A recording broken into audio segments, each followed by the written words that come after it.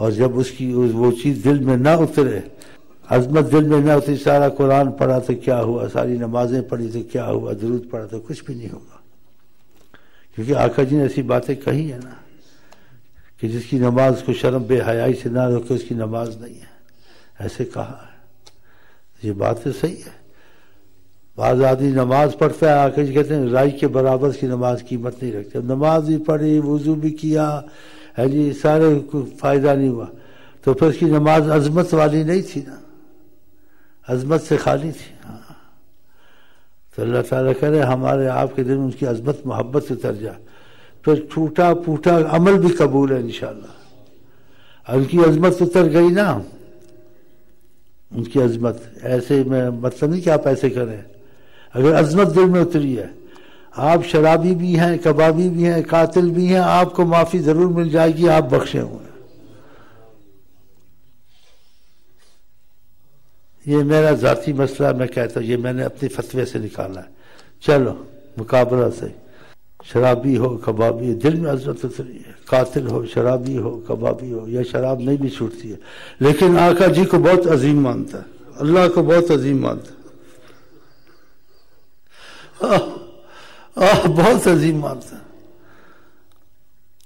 اور دوسرا قرآن پڑھتا ہے، حدیث پڑھتا ہے، سب کچھ پڑھتا ہے، اور نبی کی عظمت دل میں نہیں ہے. حضرت عمر نے قتل نہیں کروا دیا تھا اس عالم کو، خطیب تھا عالم کا، اس کو کیونکہ وہ آیتیں پڑھتا تو پھر عظمت ہوتی تو وہ آیتیں نہ پڑھتا، دوسری پڑھتا.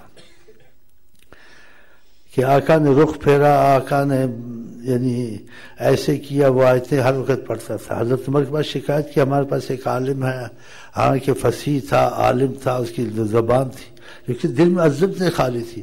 یعنی آپ کو ثبوت پیسے بعض وقت ایسے ہوتا ہے، آدمی علم والا بھی ہوتا ہے، سب کچھ ہوتا ہے، خطیب ہوتا ہے، سب جانتے ہوئے اس کے دل عظمت سے خالی. ایسے ہوا ہے نا.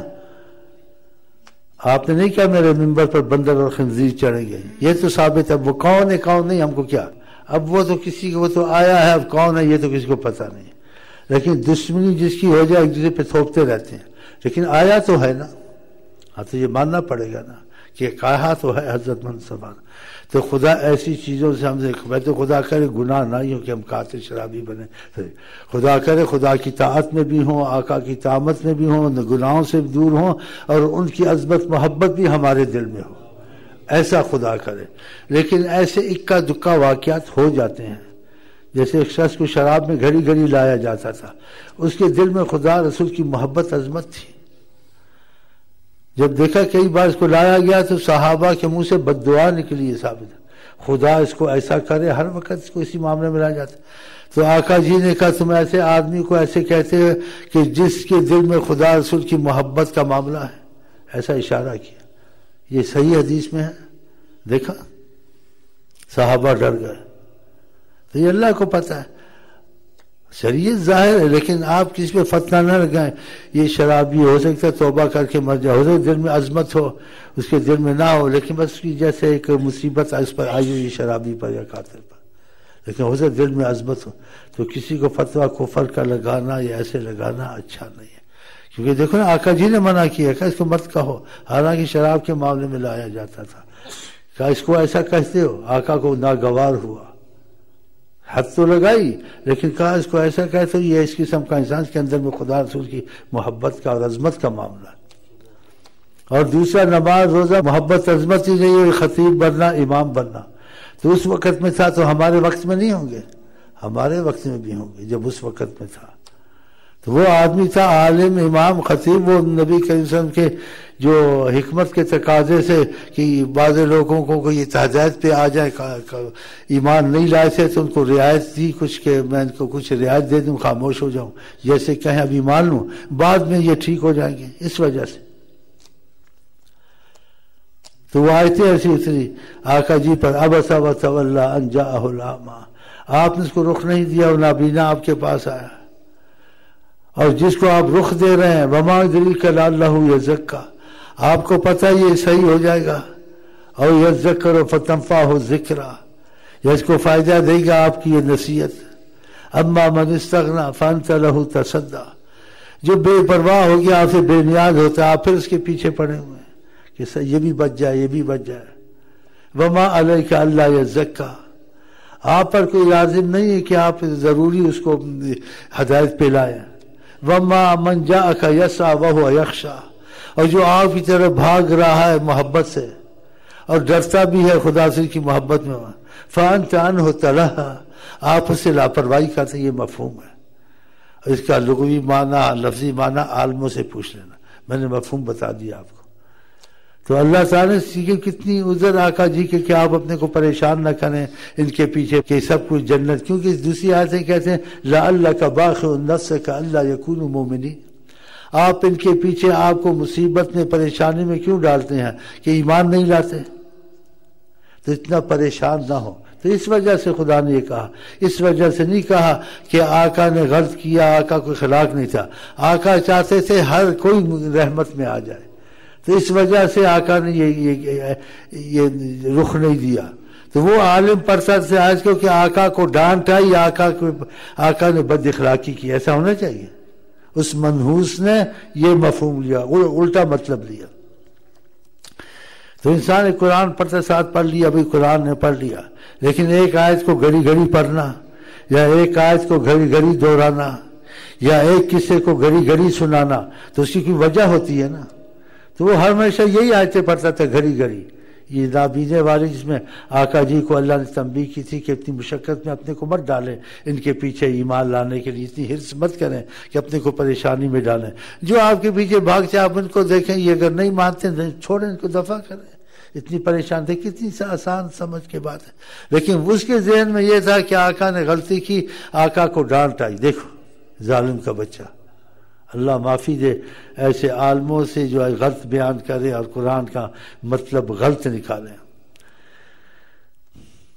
تو نبی کریم صلی اللہ علیہ وسلم کو دوسری آیت میں بھی اللہ تعالیٰ نے ایسے کہا ہے، لعلک باخع نفسک علی آثارہم ان لم یؤمنوا بہذا الحدیث اسفا، آپ اپنے آپ کو پریشانی اور جیسے اس کے لفظی ترجمہ تو ڈر ڈر کے ہلاکت میں ڈالتے ہیں، اور افسوس کر کے اسفاً کہ یہ اس بات کو اللہ کی نہیں سنتے، اس طرف آتے نہیں ہیں، ایسا نہ کریں۔ دوسری آیت میں ولا تحزن علیہم ولا تکن فی ضیق، آپ اتنا غم نہ کیا کریں، ولا تکن فی ضیق، اور اتنی تنگی میں نہ رکھا کریں اپنے کو۔ کتنی محبت ہے خدا کو، یہ اس کی سمجھ میں نہیں آیا اور آتے ہیں۔ تو صحابہ دیکھتے یہ آیت کو روز ہمیشہ یہ عالم یہی آیت پڑھتا ہے، چلو کبھی پڑھ لیے، اس آیت کی تکرار کیوں کرتا ہے؟ حضرت عمر سے جا کے شکایت کی، کہا ہمارا ایک عالم خطیب ہے، اس آیت کو بہت پڑھتا ہے۔ حضرت عمر پتہ آقا کیا مومن سے ڈرو، وہ اللہ کی نور سے دیکھتا ہے، فراست ہوتی ایمان والے کو، بھانپ جاتا ہے اس کے دل میں کیا ہے، کہتا تو کچھ دل مومن کو پتہ چلتا ہے۔ اتقوا من فراست المومن فإنه ينظر بنور اللہ، میں مومن کی فراست سے ڈرو، وہ اللہ کے نور سے بھانپ لیتا ہے دل کے تمہارے میں ایسا کیا۔ تو حضرت عمر اس کو بلایا، بولا یہ تمہارے متعلق ہے، تم اس آیت کو بہت پڑھتے ہو۔ تو حضرت عمر کو کہتا ہے قرآن نہیں ہے، قرآن ہی تو پڑھتا ہوں، دیکھو۔ حضرت عمر نے کہا صبر کرنا، میں بھی آتا ہوں۔ زبردست عاشق رسول تھے، زبردست۔ حضرت ابو بکر کے بعد حضرت عمر زبردست عاشق رسول تھے۔ کہتے دو عمر ہوتے دنیا میں کافر کا نام نہ رہتا، شیطان اس رستے سے بھاگتا تھا جس رستے سے حضرت عمر چلتے تھے۔ آقا جی کوئی نبی ہوتا میرے بعد تو حضرت عمر ہوتا، حضرت عمر کو گالی دینا چاہیے۔ جہاں رسول اللہ کسی کی تعریف کریں، کسی کی محبت کریں اور کہ اس کا مکان دیکھ کے آئے ہیں، وہاں مذہب نہ کہا کریں، نہ سنی نہ شیعہ نہ بریلوی، عاشق رسول۔ مذہب وہاں تھوڑا بہت رکھیں جہاں آپ کو ثبوت نہ ملے، جو واضح قرآن میں آ جائے، واضح حدیث میں آ جائے، اور آپ خدا کا کلام بھی چھوڑ دیں، نبی کریم کی وضاحت والی بات بھی چھوڑ دیں کہ میرا مذہب یہ ہے تو میں تو حضرت ابو بکر صحابہ کو گالیاں دوں گا۔ اب بتاتے پر رحمت ہوگی کیا ہوگی؟ اذیت ہوگی نا رسول اللہ کو، جن سے محبت کرتے تو ثبوت ملا، ایک قیاس اندازے کی بات نہیں، وضاحت سے ہے، قرآن میں آیا۔ ان یؤذون اللہ و رسولہ، جو اذیت دے گا اللہ کو اور حضرت محمد مصطفیٰ کو، لعنہم اللہ فی الدنیا، ان کو خود پر خدا کی لعنت ہے دنیا آخرت میں۔ والذین یؤذون رسول اللہ لہم عذاب علیم، جو اللہ کے نبی کو اذیت دے گا اس کو خدا دردناک عذاب سکھائے گا۔ اس سے بڑی اذیت ہو سکتی ہے کہ آقا زبردست محبت ابو بکر سے کریں، حضرت عمر سے کریں کہ ان کا مقام میں دیکھ کے آیا، میرے بعد نبی ہوتا تو حضرت عمر ہوتے، حضرت عمر سے خدا اسلام کو عزت دی ہے اور ان کو گالیاں دینی چاہیے۔ مذہب وہاں رکھے سنی بریلی، وہاں بنے شیعہ، وہاں بنے جہاں قرآن سے ثبوت نہیں۔ وہ بھی بولے اندازہ ہے، کٹر نہ کہیں، کٹر عاشق رسول کا ہے اپنے۔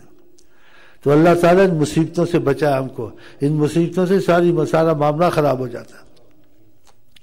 تو دیکھو اس کا نماز، روزہ، قرآن پڑھنا، خطیب کرنا اور نبی کریم کی عظمت سے دل کا خالی تھا۔ حضرت عمر نے کہا میں ابھی آتا ہوں، جانا نہیں، اندر گئے تلوار لے کے آیا، کہا اس میں کوئی شک نہیں تم قرآن ہی پڑھتے ہو، یہ قرآن ہے، اور اس میں کوئی شک نہیں تم منافق ہو، اٹھا کے تلوار ماری گردن علیحدہ کر، فیصلہ۔